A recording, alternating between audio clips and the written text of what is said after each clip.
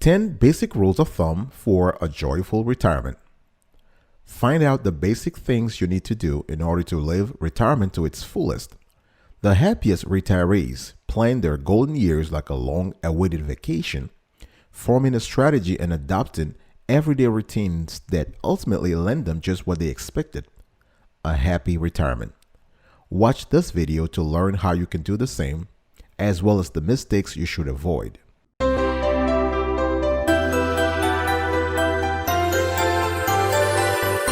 Welcome back, folks, to another edition of the Awesome Sweetie Kiwi Show. I hope you are doing fantastic today. I'm doing marvelous. If you are doing as marvelous as I am, go grab a cup of coffee or tea or vodka and let's roll. Today I want to talk about 10 basic rules of thumb for a joyful retirement. Number 1, strengthen family ties. It's very important. Family is always family. Families should be the number one priority for you.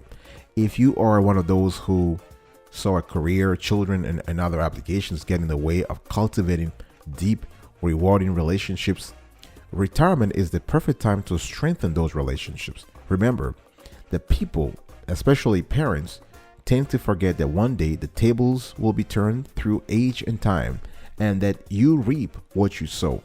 So you don't want to be one of those parents who are abusive, negligent, or manipulative. You want your children to like you and love you. You want to be there for them. You want to strengthen those family bonds now so you can have a joyful retirement.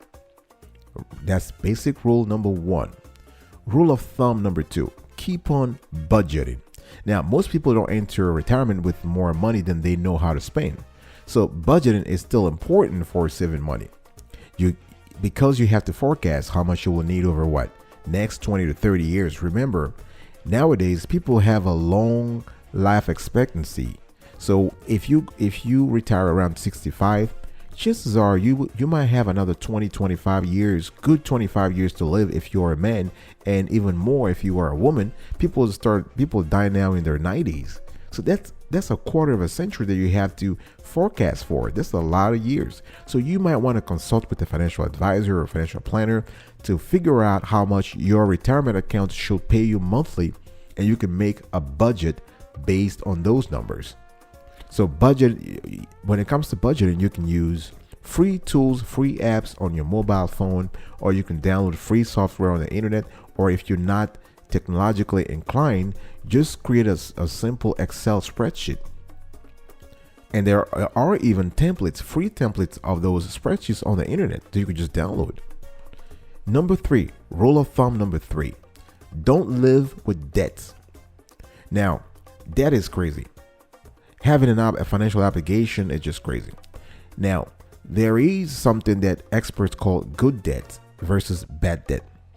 Now, I don't mind if you have good debt being a debt that you acquired to pay for a property, pay for an asset. That will be a house or a car. And bad debt will be debt that you acquired, quote unquote, acquired while shopping. Let's say you just charge your card, at a McDonald's, or charge your card on stuff that you should be paying cash with, right? Now, when debt gets out of control or you lose your ability to pay your debts, life becomes far more stressful.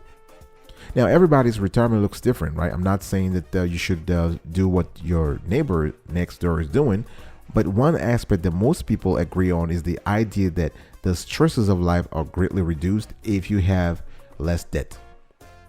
So debt could actually send you back to work or put unneeded stress on you and those around you. We've seen people actually in the last crisis in 2008, or even in the current crisis, in the current corona era, people who are near retirement are forced to go back to work because they have too much debt. So if you have dreams that involve debt, maybe it's not time to retire just yet, right?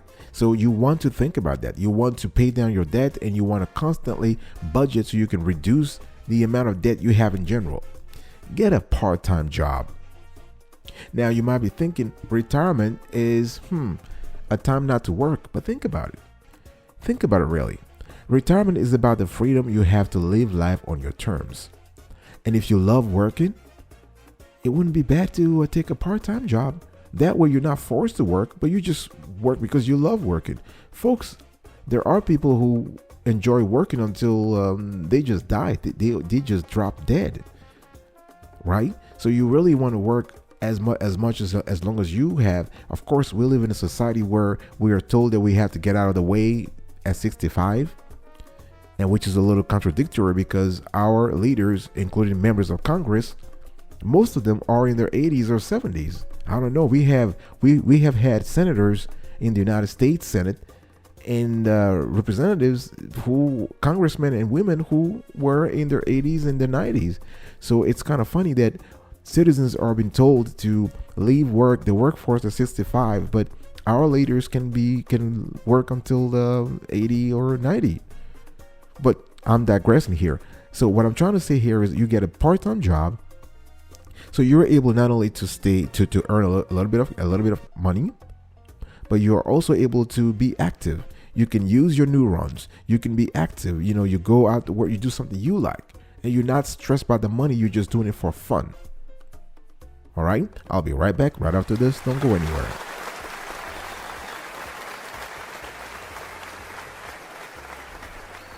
Welcome back, folks, to another edition of Sweetie Kiwi. I'm still here talking about 10 basic rules of thumb for a joyful retirement. If you love the content and the clarity we are giving you so far, please consider subscribing to our channel and turn on the notification bell. We provide this kind of shows every single day, rain or shine. We vary the topics. We love covering a variety of topics. And if you love all this, if this sounds like music to your ears, stick around, subscribe, share, like, and comment below. Number 5, basic rule of thumb number 5 for a joyful retirement. Don't stop saving.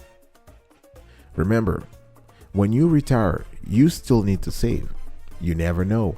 You might get sick, something might happen, and where you might have some emergency where cash is needed, or you might want to help a family member, a grandchild, or a child, right? All of those financial rules you learn while growing up, while working, don't stop when you retire. So whatever income you're bringing in, save a portion of it each month for a time when work is not an option. There is no reason you can't continue to build wealth after you retire. Actually, a lot of people make more money in retirement. Of course, you have to set up the whole system, the whole income generation machine the right way, where you rely on passive income. Because when you are in retirement, you are in essence passive. You're not working, you're not active. So you want your income to be that way too. Number 6, keep learning. Learning is quintessential to human existence.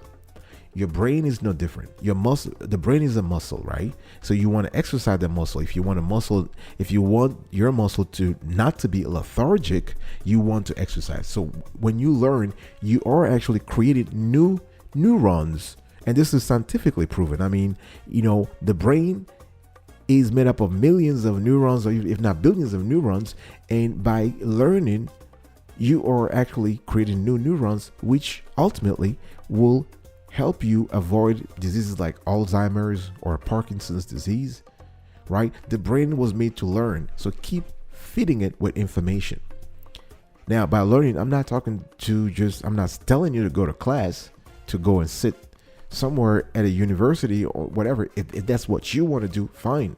But learning can come from traveling to new places, meeting interesting people, engaging in fun activities, reading books, taking college courses, and taking these courses can be online or offline, right? So as I said, neuroscientists believe that constantly engaging your brain can help fend off diseases associated with dementia. Number 7, keep moving. I want you to keep moving and moving, right? Your body, similar to your brain, wasn't made to sit for long periods. So part of staying healthy is exercise. So, right, I'm not asking you to run a marathon or to do anything extraordinary. But a good walk most days will likely reduce the amount you spend on healthcare and increase the quality of life in your retirement years.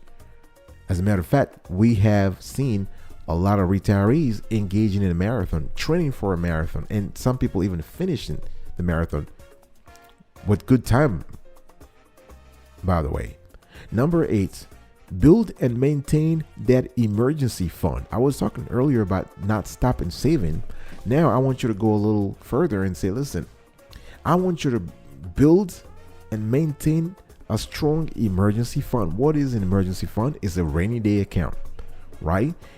What you want to do here is that people are talking about emergency fund. It has to be 6 months of living expenses, and they believe 6 months is a great nest egg.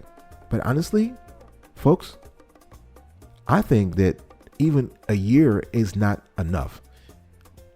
Granted, everything depends on your financial situation, but an emergency fund should be there to cover everything from unexpected expenses to expected expenses. So in other words, if you have things that you did not expect, let's say you have fire or a medical condition that requires hospitalization, for instance, and you need to tap into your cash, the emergency fund will be needed. But you sometimes have exogenous sources. You have external sources. For instance, right now we are in the midst of a global health pandemic, a global health crisis. Nobody saw it coming. People are losing their jobs, right? So do you really think that 6 months will cover this kind of crisis? We don't even know when the crisis will be over. And this things is part of life. It's cyclical. We see this every 5-10 years, whether it is caused by the financial markets or some kind of animal, wet markets somewhere in Asia, in Wuhan, in China, whatever. This is what life is about. Life is filled with surprises. Some are good, some are bad. How do you cope with that? So I believe that 2 years of living expenses is a reasonable amount you need to have in your emergency fund, not 6 months. All right. I'll be right back right after this. Don't go anywhere.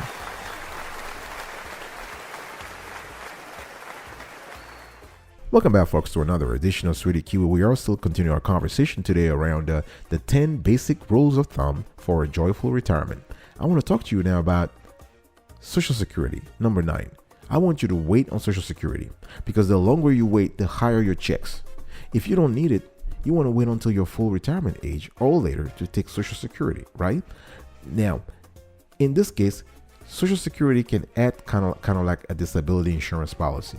If you start taking benefits at age 62, your benefits are reduced by 30%. That's huge. That's nearly 1/3. On the other hand, for every year you wait past your full retirement age, you get an 8% increase. If your full retirement age is 66, your check should be 32% higher if you wait until age 70. Think about that.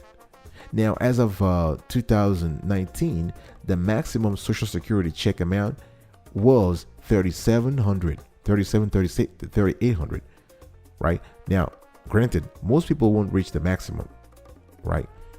Number 10, pay attention to your estates. Your estate is very important. If you have a formalized estate plan long before you're retired, it is something that you need to pay attention to. Now, you want to give those documents attention. I understand that many people think of estate as, oh, I'm gonna die. Everything is, this is the end for me. So nothing feels more doom and gloom than giving this document attention. But if you haven't updated your estate plan in several years, it's going to need more attention than when you were younger, right? Because many things have changed. You might want to change certain things in the plan, in the schemes that you currently have. Maybe your now adult children know who you chose as the executor, for example. So those are little things you need to change. So you need to pay attention to that. Now, granted, as I said earlier, if you have a financial advisor, if you're not familiar with everything around the states planning or whatever, get a lawyer, get a tax lawyer or an estate lawyer to help you out. The lawyer can also help you with financial affairs if he or she has some experience when it comes to investment. All right, this is it, folks. So here are the 10 basic rules of thumb for a joyful retirement. Strengthen family ties. Keep on budgeting. Don't live with debts. Get a part-time job. Don't stop saving. Keep learning. Keep moving. Build and maintain that emergency fund. Wait on Social Security. And last but not the least, pay attention to your estates. I will see you next time. Until then, remember, stay marvelous.